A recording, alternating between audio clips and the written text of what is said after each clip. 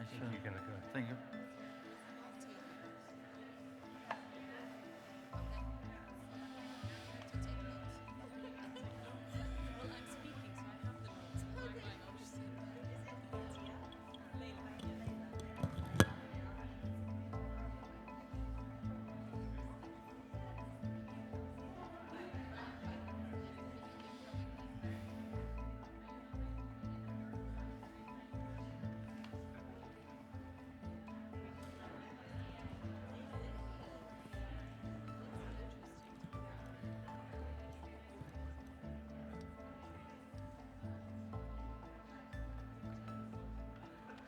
It's up to you.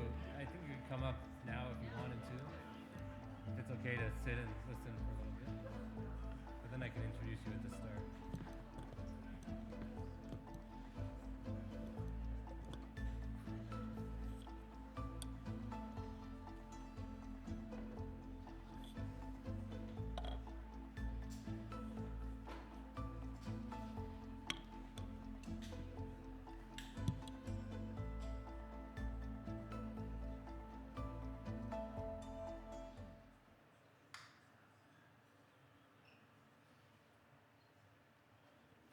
Hello, welcome everybody to our session, Evolving the Law, Which Rights Should Nature Stand For? We're joined by two incredible panelists today. First, Justice Muhammad Ashraful Kamal of the High Court Division of the Supreme Court of Bangladesh. And second, Laila Mustafa Abdullatif, Director General of Emirates Nature in Association with WWF. And this panel is going to be an exploration of innovations to align human laws and society with nature. One of those will be the rights of nature. And I am an earth lawyer. I represent nature directly, and I am the executive director of Earth Law Center. And for the past 12 years, we have worked all over the world to give nature a voice, a vote, a day in court. Because traditionally, the law treats humans and nature as separate from each other. Nature is treated as property or a thing. But we all know that we're just one small part of this much larger interconnected web of life. We understand that. And what if the legal system reflected that reality as well? And there is a movement growing precipitously all over the world to give nature rights, to give nature its own board seats in companies, and to otherwise align our human laws with nature's laws. And this is not just a legal movement, it's a social and cultural movement as well. And one of the focal points of this movement has been rivers. Rivers are alive. They have a spirit, many think. And there was an extraordinary decision in 2019 in Bangladesh on the rights of the Turag River, which extended to give legal rights or personhood to all rivers in Bangladesh. And we're going to hear about that now with Justice Kamal. So I read the preface to the English translation of the case. And in it, you talk about how Bangladesh is a nation built by rivers.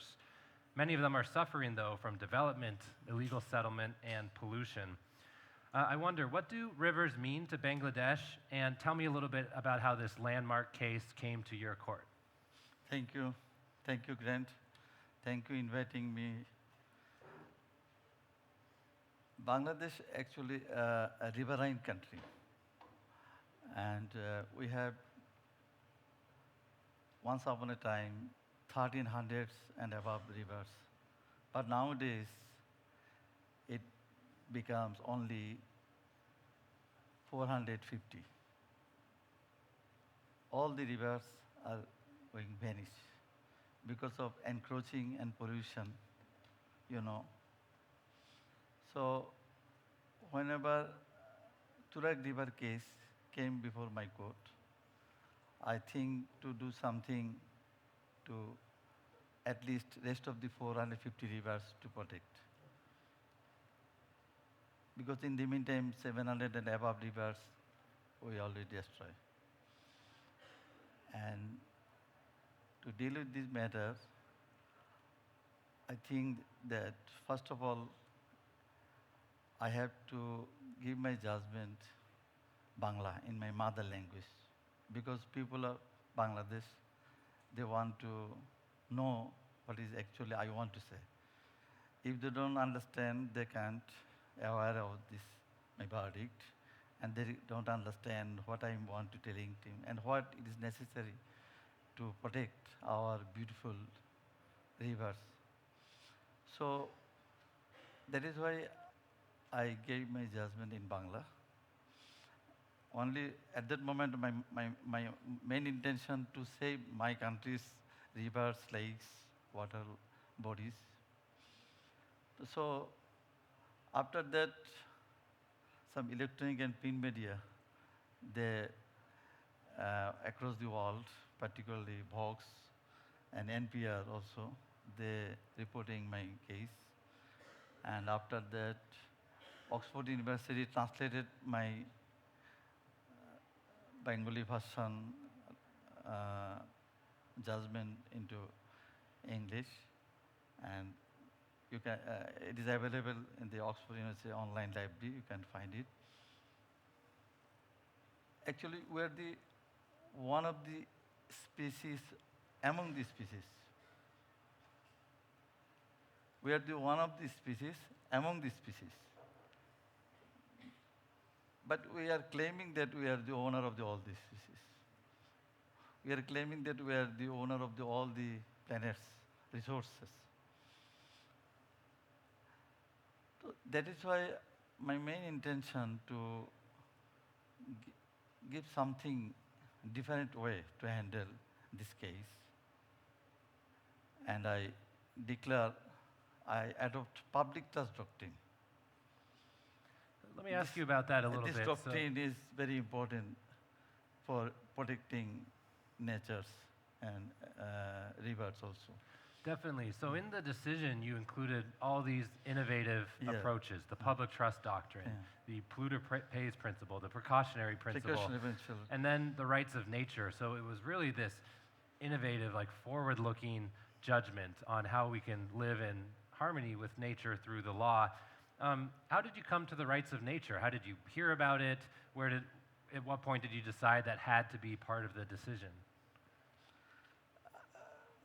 Because after researching, and I heard about your Colorado judgment, Colorado case, and another case, Mono Lake case, and the cases across the world, they trying to protect our rivers, ecosystem, and our environment. So I researched those, and after that I found that polluters pay is the important things. So I adopt polluters pay principle. Who pollute our rivers, he will pay. Wherever who will pollute our environment, he should pay. The principle, after adopting this principle, you see further encroachment just stopped. Unbelievable. After actually we see the law costs little, but affects a lot. My single judgment is not any costly judgment, but affects a trillion resources of Bangladesh now protected. And pollution significantly reduces. Now they are understanding the people of Bangladesh, they are thinking about that. It is all the rivers, forest, ecosystem, environment. It's actually for our generations. What we see, our children, grandchildren may be not seeing. If we destroy this way, our rivers, environment, and ecosystem, your grandchildren will not see what we have actually once upon a time. And if people don't know that some of the cases that Justice Kamal referenced are rights of the Colorado River and then a public trust doctrine case in California, and I have seen amongst judges involved in this ecocentric law, rights of nature space, sort of a global conversation, learning from each other about new innovative tools to protect nature that are not as common in the courts as we would like to see. And in this case in particular, you mentioned some of the positive impacts that we saw, pushing back against encroachment and illegal settlements. But then we also saw something really amazing, which is giving a voice in the legal system to the river itself. And you declared the National River Conservation Commission to be the guardian of the river. And rivers can have guardians as well, just like humans. A child can have a legal guardian. Why can't a river have a legal guardian as well? And that opens up so many possibilities to represent it, to give it agency in the legal system. So I wonder what's happened since you declared them the guardians. How's that going? It is a British English law, loco parentis, to give guardianship. So, and I adopt this law because the river, they don't say anything. They can defend themselves. So, what will happen if river encroached, river polluted? Who will do? In that situation, I think that there's some body is needed, some person, some organization, or some government needed. So, river commission, we have a river commission, and that was also created by the High Court judgment. And I gave that commission the guardian of all of our rivers. So that is why rivers are protected by the able hand. And this loco parentis, the principle of loco parentis, it is decided by British law, in the British law. They gave, so the river also, he has the orphan, he has no guardian, so he need a guardian. Otherwise, who will take the responsibility? You see the people, river are polluted, you see somebody are destroying your beautiful rivers, canals, lakes. So who will act on behalf of the rivers? That is why I adopt this year. This river commission is the guardian of all rivers of Bangladesh. Wow. That's really exciting and is transformative for a river just to be a thing, and then all of a sudden it's represented by people in this sophisticated manner in the government. And I know from experience that these types of precedent-setting wins that have never been done before inspire so many people. I saw it in Colombia where Judge Palacio declared legal rights for the Atrato River, and then this spurred many more rights of nature decisions throughout the country. I've seen it when we worked with the first company to put nature on its board of directors, Faith in Nature, working with Lawyers for Nature in the United Kingdom, and many more companies are now doing that. So you can create a movement through a legal innovation. My last question before and we'll come back to you in Q&A, but my last question is, what do you think the future is for Bangladesh? Do you see rights of nature as a core part of the legal system in the future? Yes, very, very good impact to our society. Everybody appreciated our electronic and print media. They took it seriously. And their effort, actually people are now aware of this. Yes, we have to protect our rivers. We have to protect our canals, forests, wild animals, everything we need actually. We should harmoniously live with each other. Thank you. All right, so hold your questions because we're going to come back to Q&A in just a minute, but we're going to shift over to you, Laila. So we've talked about rights of nature in Bangladesh, kind of narrowing in on a case study. I want to take a broader perspective of law, culture, both in this region and globally. And, rights of nature is just one way that we can sort of rewild the legal system and rewild the culture. But there's so many other ways as well.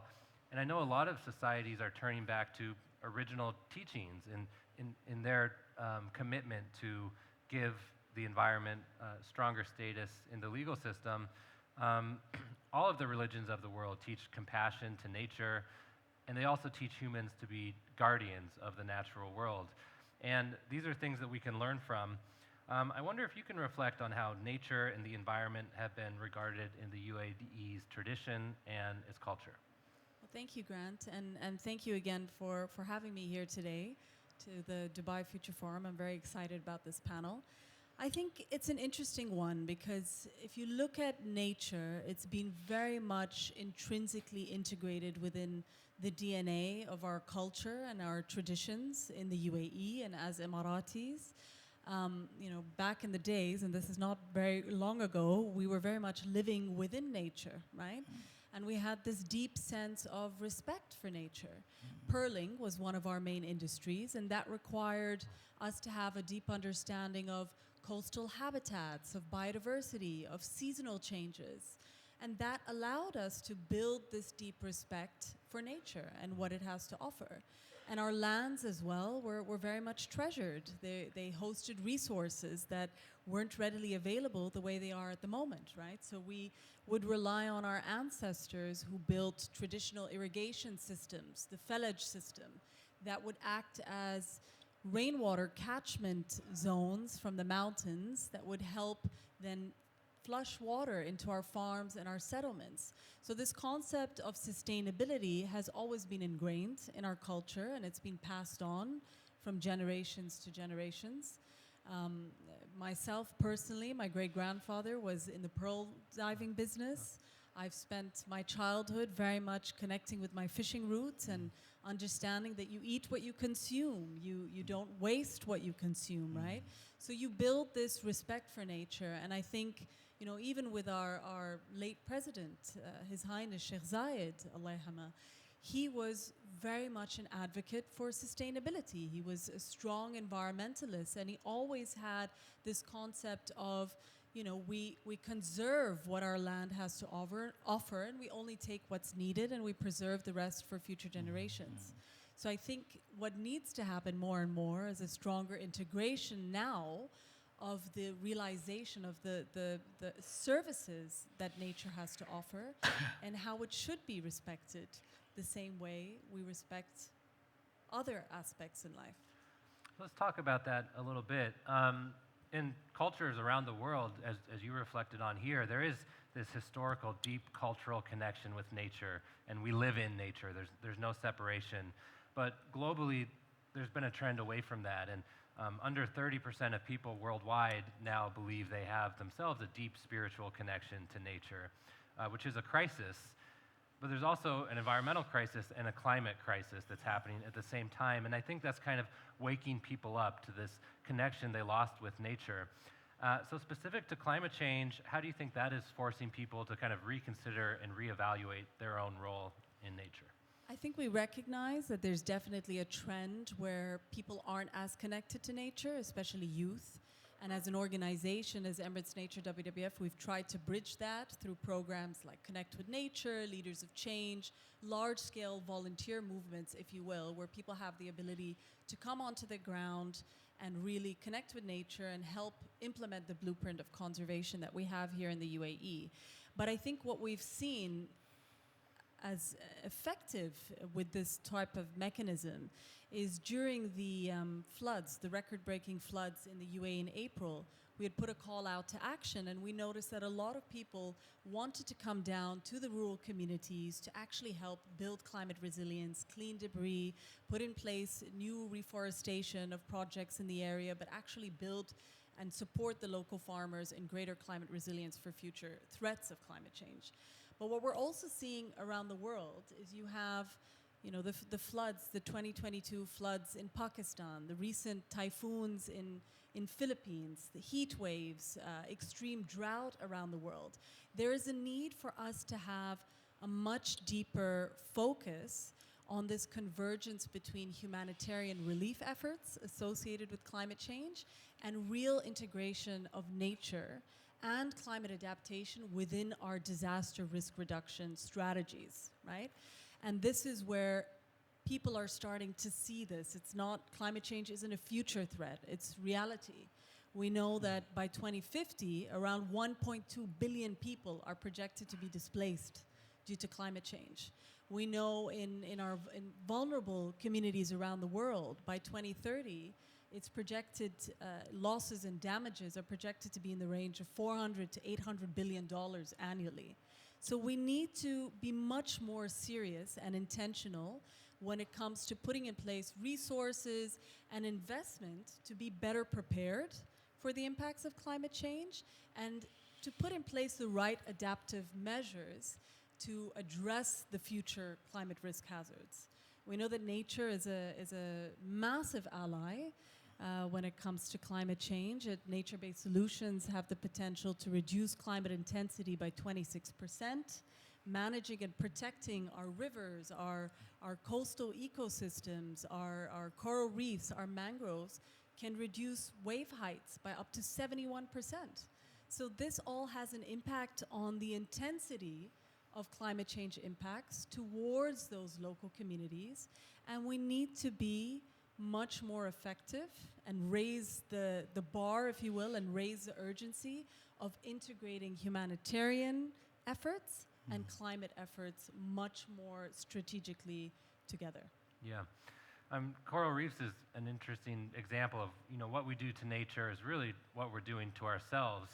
And I think 500 million people's livelihoods rely upon healthy coral reefs. And also, they represent 1% of the ocean's surface or bottom, but 25% of the biodiversity. And there's just so many countless examples of how we treat nature is about how we're treating humans. So would you say, since we're looking to the future, that really considering nature in everything we do is an essential part of meeting all of our human needs? I think it's the foundation of meeting our human needs. I mean, we all know that we rely on nature for food, for water, for the air we breathe, for shelter. These are our basic needs as human beings, right? And not only that, we know that nature is also very much integrated into our DNA, into our identity, our culture. It's the way that we bond with our communities. It's linked to our physical and emotional well-being, right? But it also underpins the foundation of our economic ecosystem. So we know that over 50% of the world's GDP is either moderately or heavily reliant on nature. So if we're not putting in place the right measures and laws to protect nature, then the basic ecosystem services that nature provides us will no longer be there. And that's where, as human beings, that impacts our ability to survive. So we need to understand it's not just about protecting our mangroves or protecting our coral reefs. It's a circle, and everything is completely interconnected with one another. Yeah. Everything is interconnected, and our goal is really, again, for the law to reflect that deep interconnection of all things. I'm a rights of nature nerd. People there realize that. I love talking about rights of nature as a concept, and I have a brilliant environmental thinker. He's here sitting next to me, so I can't help but to ask if nature did have rights or personhood, as we talked about in the Bangladesh case. What might those rights be, and how might you enforce them? Well, I think even with the Bangladesh case, we're seeing this around the world. We're seeing a lot of countries explore legal rights for nature. We're seeing in Ecuador, they've put in place legal accords to ensure that nature has the ability to function effectively, to maintain its cycles. We're seeing in New Zealand, they have put in place rights towards rivers and forests, right? But if you take it, again, one step below, because we're all interconnected, our own human rights are completely linked to the right to nature surviving effectively, right? So we're part of a big ecosystem. And I think what's important is we need to take it a step further and realize that it's a rights of all perspective, and nature has to now be integrated again into this bigger picture of disaster risk relief, right? Because that's where the world is moving towards, and that's where, as human beings, we all have a right to survive, and the reality is we need to rely on nature for that survival. Yeah, thank you so much. We're going to wrap up here and do questions in a second. I did want to just reflect the first time I came to this amazing Museum of the Future. I met with the executive director at the time, Leif Carlson. And when I came here, I expected the future to be really all about like robotics and technology, and it is. But when I asked him, I'm like, what is the Museum of the Future really all about? He told me it's about our connection with nature. And that's the thesis here.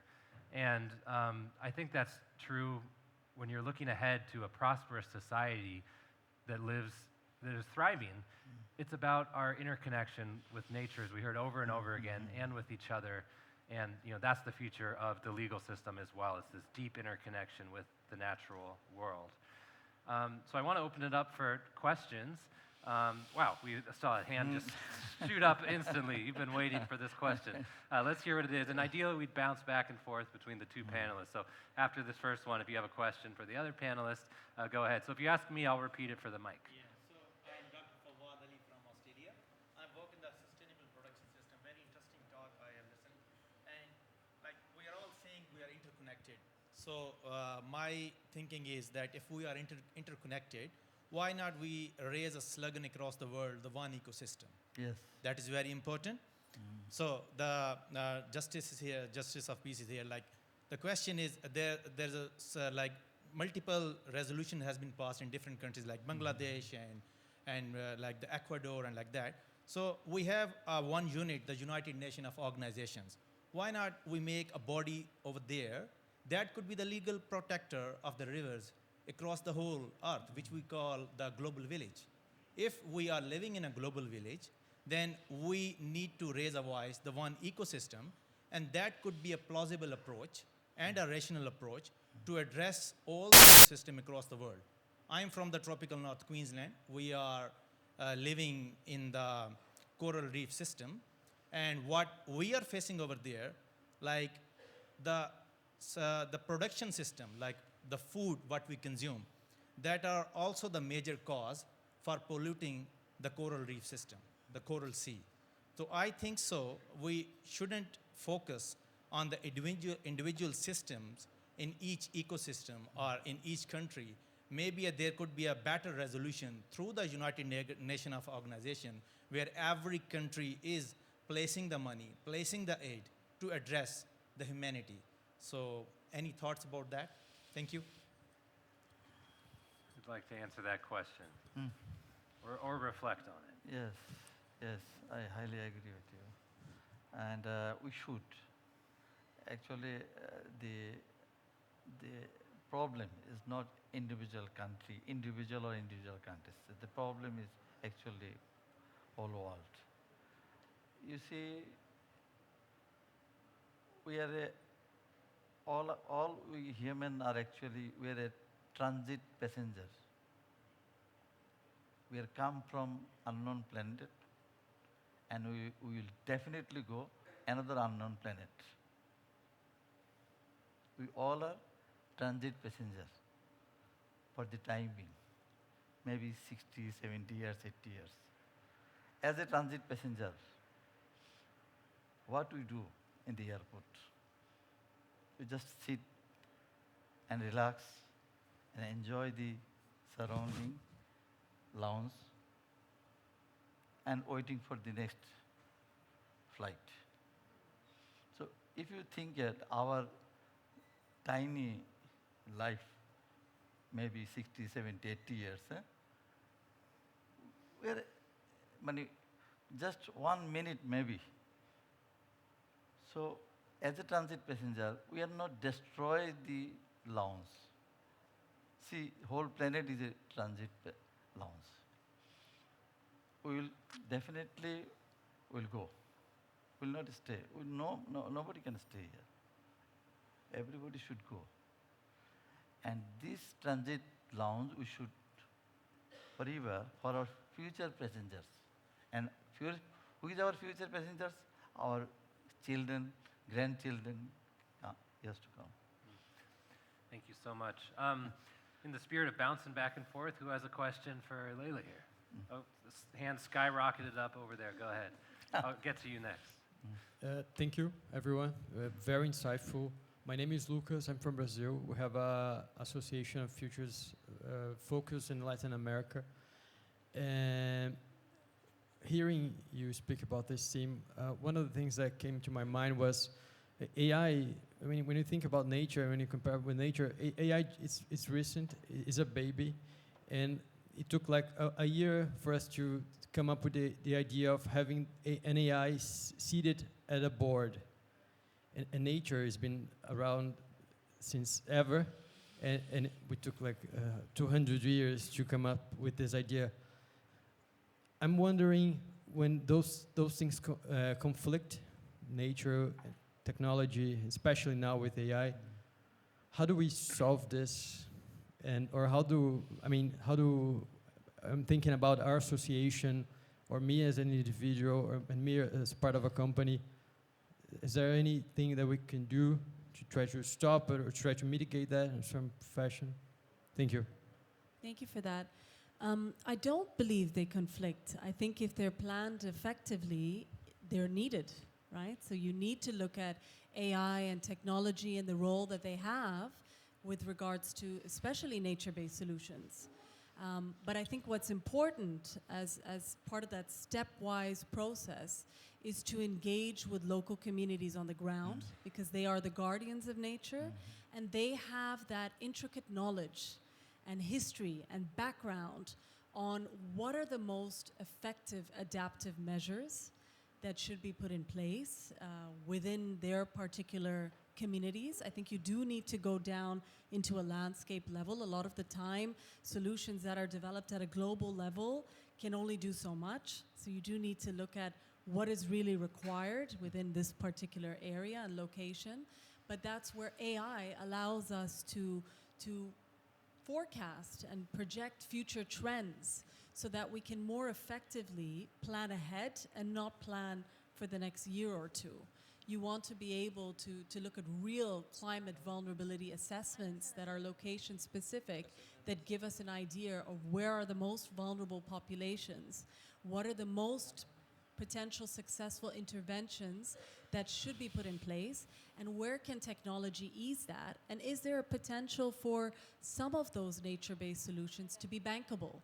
And especially if they're aligned with technology and AI, there's a higher probability of them generating a return of investment. Thank you.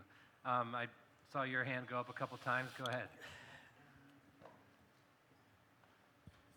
Hi, Miguel from Colombia. My question is, what would you say are the biggest risks and threats for the rights of nature in a 10 or 15 years time frame? Biggest threats for the rights of nature in 10 or 15 years. Interesting. Anyone like to answer? I have some thoughts as well. Everyone has thoughts. It's a complex question. Actually, you see, when COVID came, all the world greatest health system, we are all under the table. It's tiny microvirus. We cannot face this tiny microvirus, COVID. We are all under the table and saving ourselves. That is the main question. Our power is limited. You have to understand. We have to understand. And nature law is the supreme law of this universe. I have declared in my judgment. And all the laws and policies inconsistent with this law is void. If you follow, you will gain. If you don't follow, disaster will come. You cannot avoid it. Now up to us. What do we do? How do we choose our next path? Yeah, maybe I'll add to that just because I'm such a, yes. Thank you. I can't help myself as a rights of nature person. I think the biggest threat is to limit the movement to just like nature suing humans in a court. Like that's a cool idea and like really new and innovative and transformative. But I think we need to think bigger than that. How do you give nature a voice in the political system and economics? What does it mean for nature to have rights economically? How do you consider constitutional law, family law, corporate law? It's like, how do you like let nature grow in the entire legal system in this innovative way, as opposed to just kind of limiting it to like nature can sue you? So I think if we open up our minds, that's kind of the best way that it'll manifest in a comprehensive, interconnected way, as nature does in our legal system. And so again, which is why I love the Bangladesh case, because it's not just about like nature like wins this lawsuit. It's about let's give nature a voice through guardianship. Let's make it like part of our society essentially. And I think that's the right approach and would, mitigate any threat in 15 years. Yeah, go ahead. This is going to the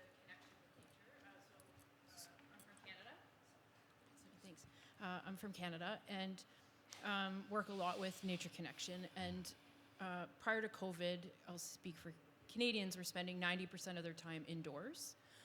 And a lot of this is spent online. And so thinking about youth and getting them outside,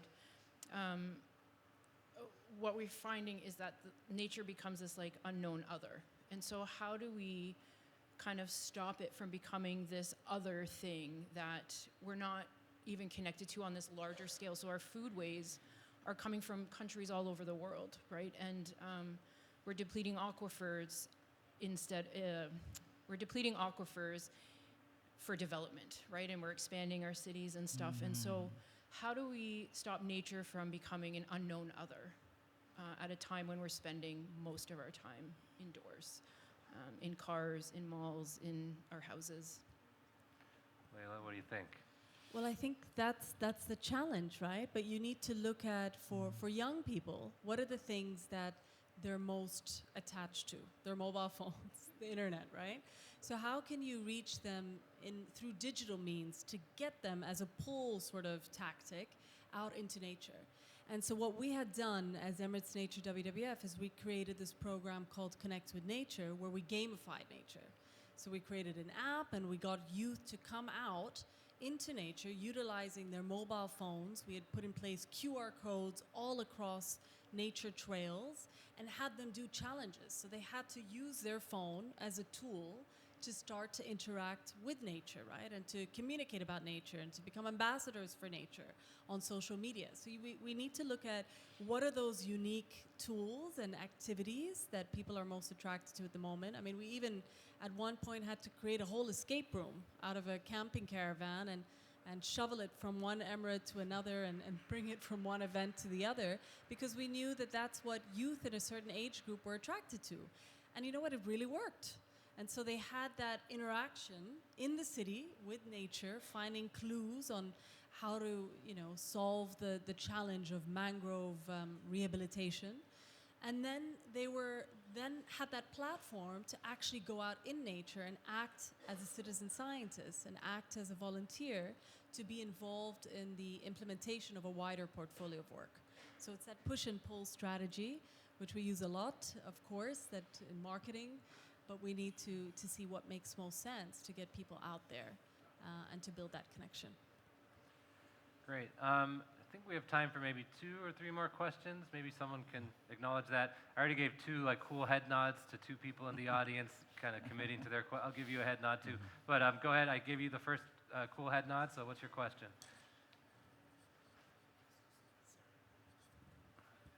Thank you, Grant, and everyone. It's a very interesting panel.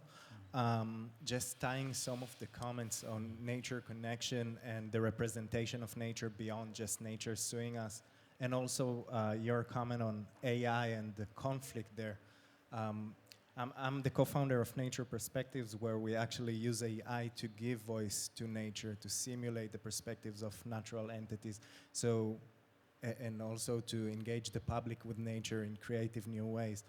And my question is to Justice Kamal.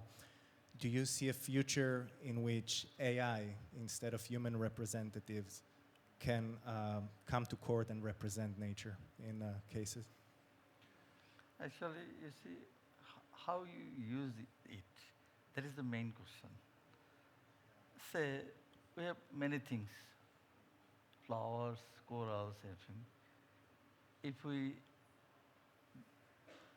this conversation, we can go riverside, you feel, or in the forest.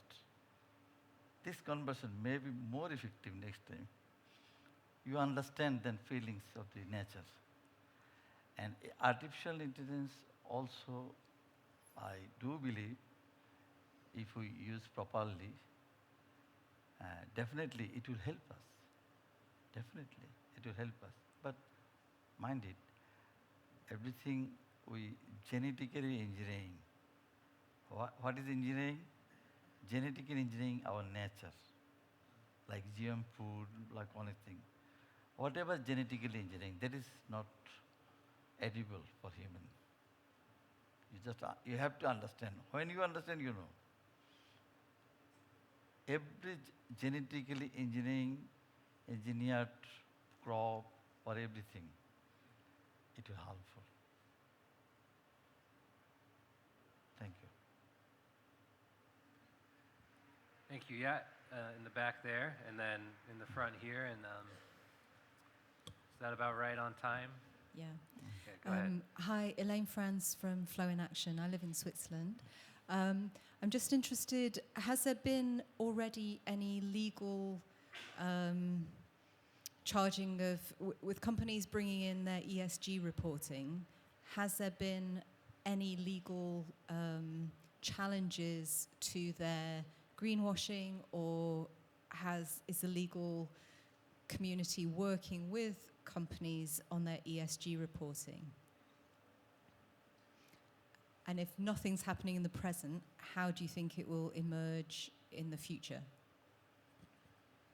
Okay. Good question. Are you a good one for me? Yes, you're right. Yeah, I guess I'm only vaguely familiar with pushback against ESG. I know there was a greenwashing lawsuit in the UK recently. I'm not sure if that was ESG specifically. I think about greenwashing a lot and putting nature on boards of directors, which is something we do. I'm like, I don't want companies to do that as just like a publicity stunt and then say, oh, we're one with nature. Nature has a voice at our company, and it's like not actually meaningful or transformative. I think with that, as with ESG, my recommendation is to not just have it be like a box you check off. You check off the ESG box, you check off the give nature a voice box, but to rather have it be an invitation for a transformation, or rather a reimagination of companies such that they are considered as part of nature. And I would love for companies to see 50 years ahead and to understand that the future is about humans being part of nature, and that means the companies we create are part of nature as well. So I'll advise any company that listens to me, hey, you want to be successful, not next quarter, but 50 years from now, think about how you can be part of the planet, and your company is part of the planet. Do lawsuits suing people for ESG, greenwashing, will that be part of that narrative? I'm not sure. So interesting question, but hopefully kind of that long-term vision is helpful to answer it.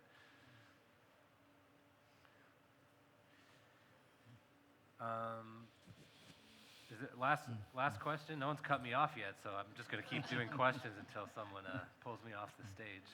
Well, mine is more like a remark than a question, more towards actually the lady from Canada that she was saying about how can we get interested youth, particularly children, into becoming one with nature, or at least to be interested in the nature. I think we should not rely on any kind of initiative or a government. It starts everything in the family. You have to start from the very beginning, from the core. Our children is our extended limb of us, basically. The way we think our children is just continuing the same values. So, being myself Indigenous Canadian, I know that very well. So it's the way. If the land, we live with the land, not on the land. So if everyone does it the way, we wouldn't have this discussion at all. So and the children like I like the idea with having a walk with the interacting children through the devices to be interested in the nature. But it's still there are devices. Ideas get away them from the devices, and to be actually enjoying the nature as the way we grew up. Thank you.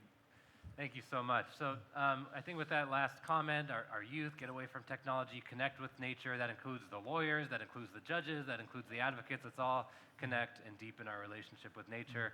We'll wrap up this panel. If we could give an enormous, inappropriately loud, raucous round of applause for our incredible... All right. And thank you, everyone. Hope you stick around for the next session. Bye. Thank you. Thank you, Grant. Thank you. Thank you. Thank you. Thank you. Thank you so much. Great Thank you job. so much. Great job.